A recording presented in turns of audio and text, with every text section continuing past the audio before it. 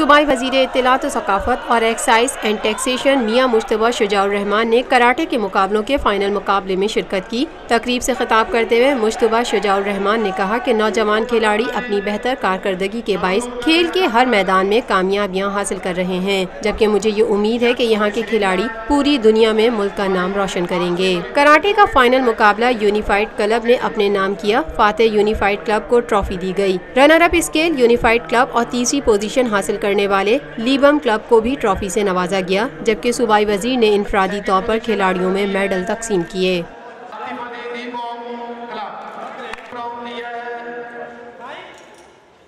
Lotus Lake Towers, a groundbreaking endeavor by Lotus Properties.